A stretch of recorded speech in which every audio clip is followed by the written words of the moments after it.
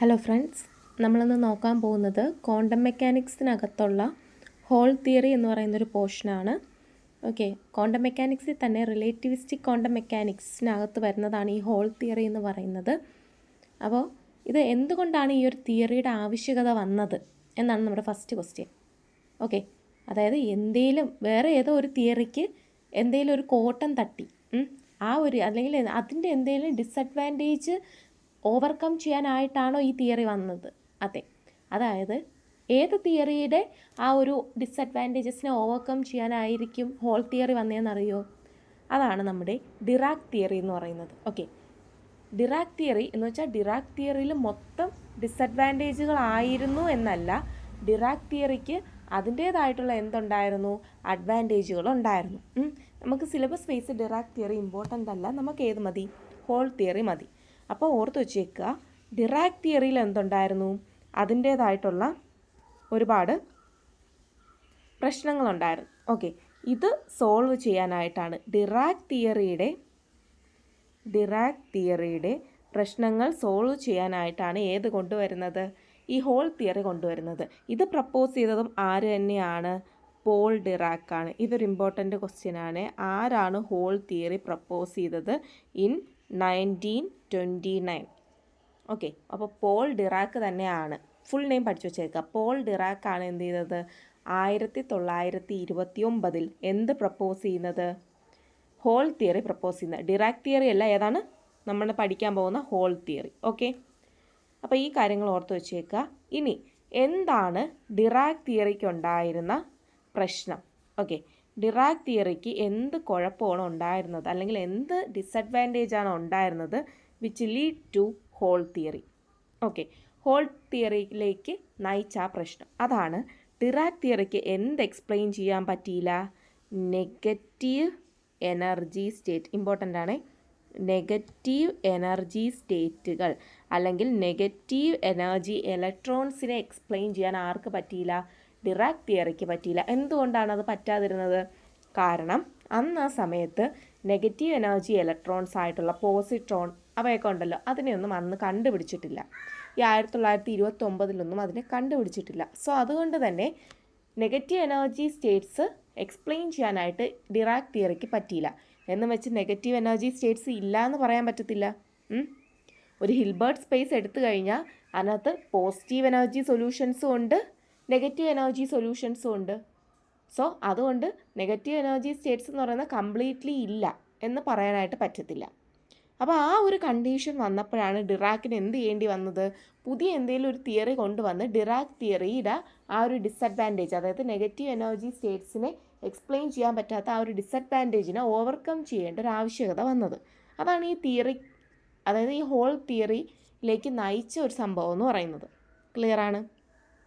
Okay, ഇനി അപ്പോൾ just ഓർത്ത് വയ്ക്കേണ്ട കാര്യങ്ങളെന്ന് പറയുന്നത്, ഹോൾ തിയറി എന്ന് ആര് കൊണ്ടുവന്നു, എന്തുകൊണ്ട് കൊണ്ടുവന്നു, എന്തായിരുന്നു ഡിറാക് തിയറിയുടെ ഡിസഡ്വാൻറ്റേജ്, ഈ കാര്യങ്ങളാണ് അവിടെ മെയിനായിട്ട് ഓർത്ത് വെച്ചേക്കേണ്ടത്. എന്തായിരുന്നു അതിൻ്റെ ഒബ്ജക്റ്റീവ് എന്ന് പറയുന്നത് എന്താണ്, നെഗറ്റീവ് എനർജി സ്റ്റേറ്റ്സിനെ എക്സ്പ്ലെയിൻ ചെയ്യുക.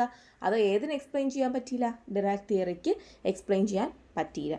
അപ്പോൾ ഇത്രയും കാര്യങ്ങൾ ഓർത്ത് വെച്ചാൽ ഇത് ബേസ് ചെയ്തിരിക്കുന്നതെന്ന് പറയുന്ന പോളീസ് എക്സ്ക്ലൂഷൻ പ്രിൻസിപ്പിൾ വെച്ചിട്ടാണ്. പോളീസ് എക്സ്ക്ലൂഷൻ പ്രിൻസിപ്പിൾ ബേസ് ചെയ്തിട്ടാണ് ഇത് എക്സ്പ്ലെയിൻ ചെയ്യും. എന്തായിരുന്നു Pauli's exclusion principle? No two identical particles or electrons can occupy the same quantum state. ഇതാണ് പോളീസ് എക്സ്ക്ലൂഷൻ പ്രിൻസിപ്പിൾ പറയുന്നത് അല്ലേ. No two identical particle can occupy same quantum state നമ്മൾ പഠിച്ചിട്ടുള്ളതാണ്. അപ്പോൾ അതിൻ്റെ ഒരു എക്സ്പ്ലനേഷനൊന്നും വേണ്ട. ഇനി ഇവിടെ എന്തെന്ന് വെച്ചാൽ രണ്ട് പുതിയ തിയറി ആര് പ്രപ്പോസ് ചെയ്യുവാണ്, തിയറി അല്ല സോറി ഹൈപ്പോത്തിസിസ് പ്രപ്പോസ് ചെയ്യുവാണ്. ആരെന്ന് പറയുന്നത്, ഡിറാക് പ്രപ്പോസ് ചെയ്ത രണ്ട് ഹൈപ്പോത്തിസിസിൽ ആദ്യത്തെന്ന് പറയുന്നത് വാക്വം ഉണ്ടെന്നാണ്. വാക്വം നമ്മൾ വിചാരിക്കും ശൂന്യതയാണോ, ശൂന്യത അല്ല. ഇവിടുത്തെ വാക്വം എന്ന് പറയുന്നത് അവിടെ ആരിരിപ്പുണ്ട്, നെഗറ്റീവ് എനർജി സ്റ്റേറ്റ്സ് ഉണ്ട്. അത് മൊത്തം ഫില്ല് ചെയ്തിരിക്കുവാണ്, ഒക്കുപ്പൈ ചെയ്തിരിക്കുവാണ്. പക്ഷേ പോസിറ്റീവ് എനർജി സ്റ്റേറ്റ്സ് എന്താണ്, എംപ്റ്റി ആണ്. കുറച്ചുകൂടെ ക്ലിയർ ആക്കി പറഞ്ഞുതരാം. ഇപ്പോൾ ആ ഹൈപ്പോത്തസിസ് ഓർത്ത് വെച്ചേക്കുക. നെഗറ്റീവ് എനർജി സ്റ്റേറ്റ്സ് എല്ലാം ഇലക്ട്രോൺസ് കൊണ്ട് ഫിൽഡ് ആണ്, പോസിറ്റീവ് എനർജി സ്റ്റേറ്റ്സ് എല്ലാം എന്താണ്, എംപ്റ്റി ആണ്. അതാണ് ഒന്നാമത്തെ. എവിടെയാണ്, വാക്വത്തിൽ. ഇനി രണ്ടാമത്തെ ഹൈപ്പോത്തസിസ് എന്ന് പറയുന്നത് only deviations from the vacuum and not the vacuum itself can be observed. വാക്വത്തിൽ നിന്നുള്ള ഡീവിയേഷനെ നമുക്ക് കാണാൻ പറ്റും, അല്ലാതെ വാക്വം ഡീവിയേറ്റ് ചെയ്യത്തില്ല. വാക്വത്തിൽ നിന്നുള്ള ഡീവിയേഷൻസ്. ഓക്കെ, അതാണ് രണ്ടാമത്തെ ഹൈപ്പോത്തസിസ്. എന്തിനെ പറ്റി പറയുന്നു? ഡീവിയേഷൻ ഓഫ് വാക്വത്തിനെ പറ്റി പറയുന്നു. അപ്പോൾ ഇത് രണ്ടുമായിരുന്നു ഹൈപ്പോത്തസിസ് എന്ന് പറയുന്നത്. ഇനി നമ്മൾ നോക്കാൻ പോകുന്നത് എന്താണെന്ന് വെച്ച് കഴിഞ്ഞാൽ വാക്വം. ഓക്കെ, വാക്വത്തിലോട്ട്, ഇതാണ് നമ്മുടെ വാക്വം എന്നിരിക്കട്ടെ. ഓക്കെ, ഇതാണ് വാക്വം. ജസ്റ്റ് സപ്പോസ് ചെയ്യുക ഇതാണ് വാക്വം എന്ന് പറയുന്നത്. ഈ വാക്വത്തിലോട്ട് നമ്മൾ എന്ത് ചെയ്യുന്നു? ഒരു ഗാമ എനർജി, ഗാമ റേ, അതിൻ്റെ എനർജി എന്ന് പറയുന്നത് Hnu ആണ്. Hnu എനർജി ഉള്ളൊരു ഗാമ റേ കൊണ്ട് നമ്മൾ വാക്വത്തിലോട്ട് കൊടുക്കുകയാണ്. കാരണം വാക്വം ഇവിടെ ഇൻട്രാക്ട് ചെയ്യുന്നുണ്ട്. ഓക്കെ, വാക്വം എന്ന് പറഞ്ഞാൽ ശൂന്യത എല്ലാം ഓർത്ത് വെച്ചേക്കാം. നെഗറ്റീവ് എനർജി സ്റ്റേറ്റ്സ് ഉണ്ട്, അതുപോലെ തന്നെ പോസിറ്റീവ് എനർജി സ്റ്റേറ്റ്സ് എംറ്റി, മറ്റേത് ഫിൽഡാണ്, ആ കാര്യങ്ങളെല്ലാം. അതുകൊണ്ട് ഇറ്റ്സ് നോട്ട് കംപ്ലീറ്റ്ലി എന്താണ് ഒന്നുമില്ലാത്തൊരു സംഭവമല്ല വാക്വം എന്നുള്ള കാര്യം അവിടെ ഓർത്ത് വെച്ചേക്കാം. അപ്പോൾ ഈ വാക്വത്തിലോട്ട് എന്ത് ചെയ്യുവാണ്? ഒരു Hnu എനർജിയുള്ള ഗാമ റേ കൊണ്ട് ഹിറ്റ് ചെയ്യിപ്പിക്കുവാണ്. ഇനി നമുക്ക് 2 പ്രോസസ്സുകൾ പഠിക്കാനുണ്ട്. അപ്പോൾ അത് ക്ലിയർ ആക്കാം. അതായത് ആദ്യം നമുക്ക് ആ ഒരു എനർജി ലെവൽ ഞാൻ വരയ്ക്കാം. ഇതാണ് നെഗറ്റീവ് എനർജി സ്റ്റേറ്റ്, ഞാൻ N എന്ന് കൊടുക്കുന്നു. ഇത് പോസിറ്റീവ് എനർജി സ്റ്റേറ്റ്, ഞാൻ P എന്ന് കൊടുക്കുകയാണ്. ഓക്കെ, ഇത് negative energy state, positive energy state. നമ്മൾ പറഞ്ഞു negative energy States full electrons കൊണ്ട് എന്താണ്? ഫിൽഡ് ആണല്ലേ. പോസിറ്റീവ് എനർജി സ്റ്റേറ്റോ മൊത്തം എംറ്റി ആണ്. ഇനി ഇവിടെ -mc², ഇത് mc², ഇത് 0. ഇനി അടുത്തതെന്ന് പറയുന്നത് ഇവിടെ ഒരു ഇലക്ട്രോൺ ഇരിക്കുക. ഞാൻ ഈ ഒരു ഇലക്ട്രോണിനെ കൺസിഡർ ചെയ്യുവാണേ, ഇതൊരു ഇലക്ട്രോൺ ആണ്. ഓക്കെ, ഈ നമ്മൾ എന്ത് ചെയ്യുന്നു? ഒരു ഗാമ റേ വരുമല്ലേ, അല്ലേ? നമ്മൾ പറഞ്ഞു ഒരു ഗാമ റേ, Hnu എനർജിയുള്ള ഗാമ റേ വരുന്നു. Hnu എനർജിയുള്ള ഗാമ റേ വരുന്നു മീൻസ് ഇവിടെ ഇരിക്കുന്ന ഇലക്ട്രോൺ എന്ത് ചെയ്യും? എക്സൈറ്റഡ് സ്റ്റേറ്റിലോട്ട് പോകും. അതായത് പോസിറ്റീവ് എനർജി സ്റ്റേറ്റിലോട്ട് ആര് പോകും? ഇലക്ട്രോൺ പോകും. അതായത് ഇവിടെ എന്ത് വരും? ഇവിടെ ഒരു ഹോൾ വരും. പോസിറ്റീവ് എനർജി സ്റ്റേറ്റ് പോയിട്ട് ഇവിടെ ഒരു ഹോൾ വരും. ഈ ഹോളാണ് എന്തെന്ന് പറയുന്നത്? ഇവിടെ പോസിട്രോൺ അല്ലെങ്കിൽ പോസിറ്റീവ് എനർജി ഇലക്ട്രോൺ എന്ന് പറയുന്നത്. ഇനി ഇവിടുത്തെ ഇത് രണ്ടും തമ്മിലുള്ള എനർജി ഡിഫറൻസ് എന്ന് പറയുന്നത് mc² മൈനസ്, അതായത് higher energy minus lower, -mc². അപ്പോൾ എന്ത് വരും? ഇത് രണ്ടും കൂടെ പ്ലസ് ആവും. അപ്പോൾ 2mc². അങ്ങനെ വരും ആ എനർജി ഡിഫറൻസ് എന്ന് പറയുന്നത്. അപ്പോൾ ഗാമ റേ വരുമ്പോൾ ഈ lower energy state, negative energy സ്റ്റേറ്റിലിരിക്കുന്ന ഇലക്ട്രോൺ എക്സൈറ്റഡ് ആയിട്ട് ഹയർ എനർജി സ്റ്റേറ്റിലോട്ട് പോകും. അപ്പോൾ ഇവിടെ എന്ത് ഉണ്ടാവും? ഒരു ഹോള് ഉണ്ടാവും. ഇതിന് രണ്ടിനും സെയിം മാസ്സാണ്. ആർക്കൊക്കെയാണ്? ഇലക്ട്രോണിനും ഇവിടെ ഉണ്ടായ ഹോളിനും സെയിം മാസ്സാണ്. പക്ഷേ എന്ത് ഡിഫറെൻ്റ് ആണ്? മാസ് രണ്ടും സെയിം ആണ്. എന്താണ് ഡിഫറെൻ്റ് ആയിട്ടുള്ളത്? ചാർജ്. ചാർജ് സെയിം അല്ല, ചാർജ് ഡിഫറെൻ്റ് ആണ്.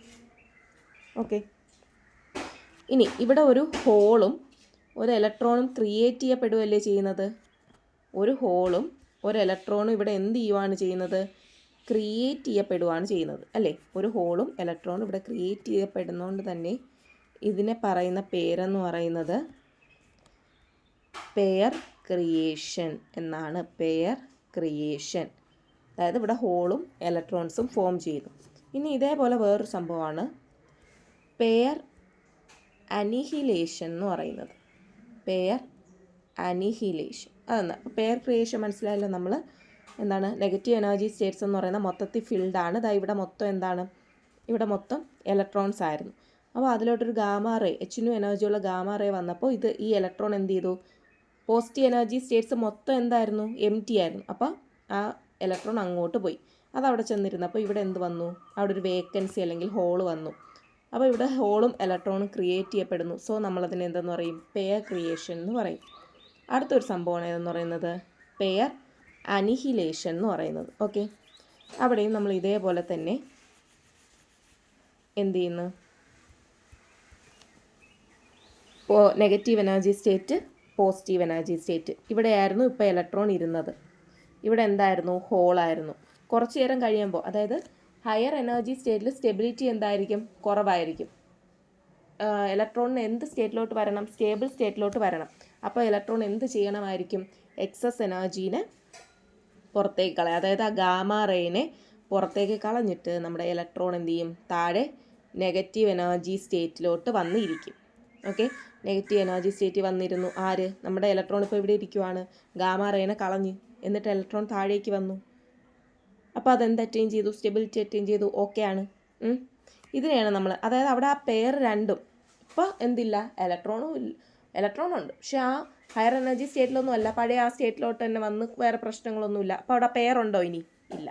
ഇതിനെയാണ് നമ്മൾ എന്താണെന്ന് പറയുന്നത്? Pair annihilation. അപ്പോൾ പെയർ ക്രിയേഷൻ എന്ന് പറയുന്നത് ഇലക്ട്രോണും ഹോളും ഉണ്ടാവുന്നു. പെയർ അനിഹിലേഷനിൽ ഇത് രണ്ടും പോകുന്നു.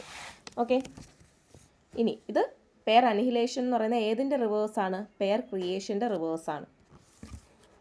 അടുത്തതെന്ന് പറയുന്നത്, അപ്പോൾ ഇത് രണ്ടും ക്ലിയറായി, പെയർ ക്രിയേഷനും പെയർ അനിഹിലേഷനും.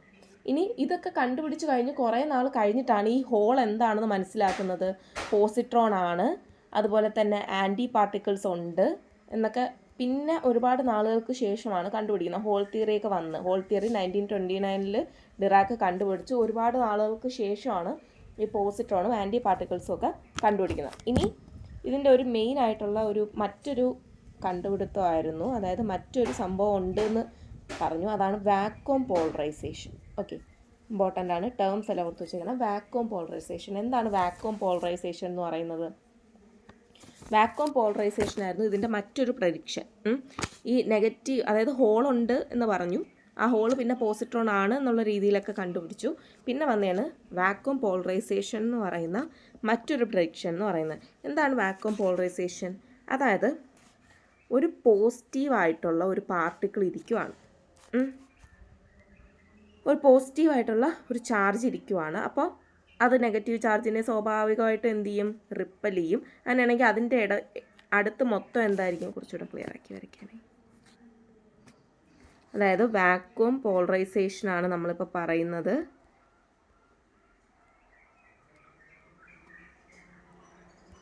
എന്താണ് വാക്വം പോളറൈസേഷൻ പറയുന്നത്? ഒരു പോസിറ്റീവ് ഇലക്ട്രോൺ ചാർജ് ഉണ്ട്.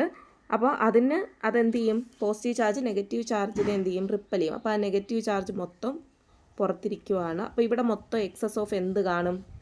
പോസിറ്റീവ് ചാർജ് അല്ലേ? എക്സസ് പോസിറ്റീവ് ചാർജ് ആയിരിക്കും നമ്മുടെ ഈ ആ പോസിറ്റീവ് ഇലക്ട്രോണിന് ചുറ്റുമുള്ളത് ആണല്ലോ. ഓക്കെ, അപ്പോൾ ഈ വാക്വം പോളറൈസേഷൻ്റെ ഒരു ഇമ്പോർട്ടൻസ് വരുന്നതെന്ന് പറയുന്നത് അന്നാണ് സംഭവം. അപ്പോൾ വാക്വം പോളറൈസേഷൻ എന്താണെന്ന് മനസ്സിലായില്ല. പോസിറ്റീവ് ചാർജ് അത് ഇലക്ട്രോൺസിന് റിപ്പൽ ചെയ്യും. അപ്പോൾ അതിന് ചുറ്റും ഒരു എക്സസ് പോസിറ്റീവ് ചാർജ് ഉണ്ടാകുന്നു. അടുത്തത്, ഇതിനെ എന്ത് ചെയ്യാൻ പറ്റുമെന്ന് പറഞ്ഞാൽ ഇതിന് ലാമ്പ് ഷിഫ്റ്റ് എക്സ്പ്ലെയിൻ ചെയ്യാനായിട്ട് പറ്റി. ഓക്കെ, ലാമ്പ് ഷിഫ്റ്റിന് അന്ന് ഹയർ മാഗ്നിറ്റ്യൂഡുള്ളൊരു വാല്യൂ ആണ് കിട്ടിയ. അതിലൊരു കറക്ഷൻ കൊണ്ടുവരാനൊക്കെ എന്ത് സംഭവിച്ചു? അതായത് തിയററ്റിക്കൽ വാല്യൂവും എക്സ്പെരിമെൻ്റൽ വാല്യൂവും ഏകദേശം സെയിം ആക്കി കൊണ്ടുവരാനായിട്ട് ഏതിന് സാധിച്ചു? ഈ ഒരു വാക്വം പോളറൈസേഷന് സാധിച്ചു എന്നുള്ളതാണ് ലാമ്പ് ഷിഫ്റ്റിൽ.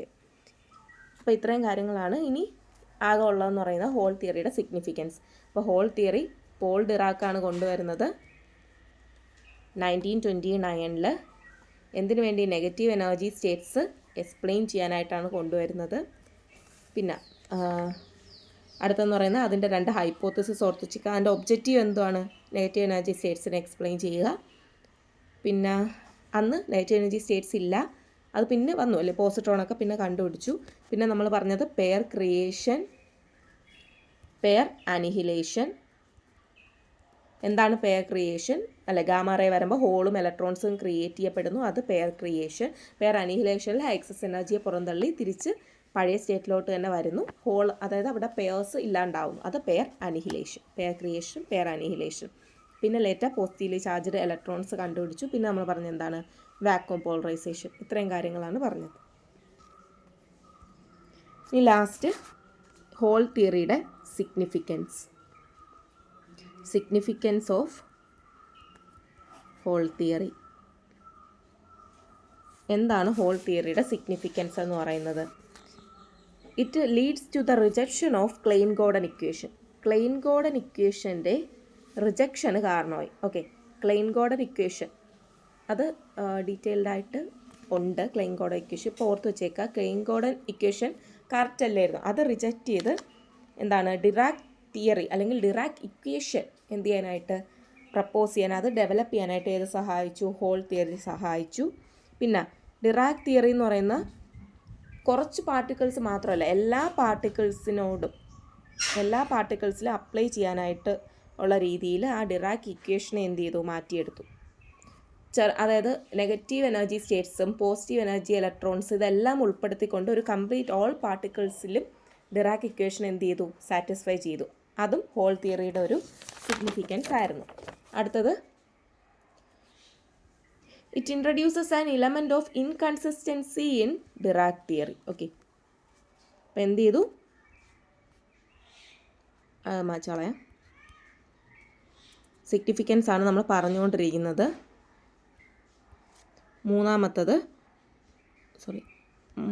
മൂന്നാമത്തത് ഒരു ഇൻകൺസിസ്റ്റൻസി, ഡിറാക് തിയറിയിൽ ഒരു ഇൻകൺസിസ്റ്റൻസി കൊണ്ടുവരാൻ ആർക്ക് സാധിച്ചു? ഈ ഒരു ഹോൾ തിയറിക്ക് സാധിച്ചു. ഓർത്ത് വെച്ചേക്കുക, ഇൻകൺസിസ്റ്റൻസി ഇൻ ഡിറാക് തിയറി. ഇനി ഇമ്പോർട്ടൻ്റ് ആയിട്ടുള്ളൊരു പോയിൻ്റാണ്, hole theory is called the harbinger of quantum field theory. Okay, important ആണ്. എന്താണ്? Dirac theory is called the hole theory is called the harbinger of quantum field theory എന്നാണ് അറിയപ്പെടുന്നത്. എന്തുകൊണ്ടാണ് ഇതിനെ harbinger of quantum field theory എന്ന് പറയുന്നത്? Quantum field theory അന്ന് 1929 കണ്ടുപിടിച്ചിട്ടില്ല. അത് പിന്നെ ഒരുപാട് നാൾക്ക് ശേഷമാണ് ഏത് കണ്ടുപിടിക്കുന്നത്? ഈ ക്വാണ്ടം ഫീൽഡ് തിയറി കണ്ടുപിടിക്കുന്നത്. പക്ഷേ അതിനൊരു ബേസിസ് ആയിട്ട് മാറിയത് ഏതാണ്? ഈ ഡിറാക് ഇക്വേഷനാണ്. അതുകൊണ്ടാണ് അതിനെ എന്തെന്ന് പറയുന്നത്? ഹാർബിഞ്ചർ ഓഫ് ക്വാണ്ടം ഫീൽഡ് തിയറി എന്ന് പറയുന്നത്. അപ്പം 4 സിഗ്നിഫിക്കൻസ് ആണ് പറഞ്ഞിരിക്കുന്നത്. ഒന്ന്, ക്ലെയിൻ ഗോർഡൻ ഇക്വേഷൻ റിജക്റ്റ് ചെയ്തിട്ട് ഏത് കൊണ്ടുവന്നു? ഡിറാക് ഇക്വേഷൻ കൊണ്ടുവന്നു. രണ്ടാമത്തത്, ഡിറാക് ഇക്വേഷൻ എന്ന് പറയുന്ന എല്ലാ പാർട്ടിക്കിൾസും സാറ്റിസ്ഫൈ ചെയ്യുന്ന രീതിയിലോട്ട് അതിനെ മാറ്റിയെടുത്തു. ആ ഒരു ഇക്വേഷൻ ആ ഒരു രീതിയിലേക്ക് കൊണ്ടുവരാനായിട്ട് ഏതുകൊണ്ട് സാധിച്ചു? Hole theory. അടുത്ത മൂന്നാമത്തത്, introduces an element of inconsistency in Dirac theory. പിന്നെ നാലാമത്തെ ഇമ്പോർട്ടൻ്റ് ആയിട്ടുള്ള hole theory is called the harbinger of quantum field theory. അപ്പോൾ ഇത്രയും കാര്യങ്ങളാണ് ഇതിലുള്ളത്. പിന്നെ ഇതിൽ മെയിനായിട്ട് ഇപ്പോൾ ഈ ഒരു സിഗ്നിഫിക്കൻസ് ഇമ്പോർട്ടൻ്റ് ആയിട്ട് പഠിക്കേണ്ട കാര്യം എന്ന് പറഞ്ഞാൽ എന്തുകൊണ്ടാണ് ഹോൾ തിയറി കൊണ്ടുവന്നത്, അതായത് എന്തിൻ്റെ കുറവ് മൂലമാണ് ഹോൾ തിയറി, ഇങ്ങനെയൊക്കെ ക്വസ്റ്റ്യൻസ് ചോദിക്കാനായിട്ട് ചാൻസ് ഉണ്ട്. അതുകൊണ്ടാണ് അത് ഇമ്പോർട്ടൻ്റ് ആയിട്ടുള്ളത്. അപ്പോൾ ഇത്രയാണ് നമ്മുടെ ഹോൾ തിയറി. ഹോൾ തിയറി എന്തുകൊണ്ട് കൊണ്ടുവന്നു, ആര് എന്ന് കൊണ്ടുവന്നു, എന്താണ് പെയർ ക്രിയേഷൻ, എന്താണ് പെയർ അനിഹിലേഷൻ, എന്താണ് വാക്വം പോളറൈസേഷൻ, പിന്നെ എന്താണ് ഇതിൻ്റെ സിഗ്നിഫിക്കൻസ്. ഇത്രയും കാര്യങ്ങളാണ് ഉള്ളത്. Okay, thank you.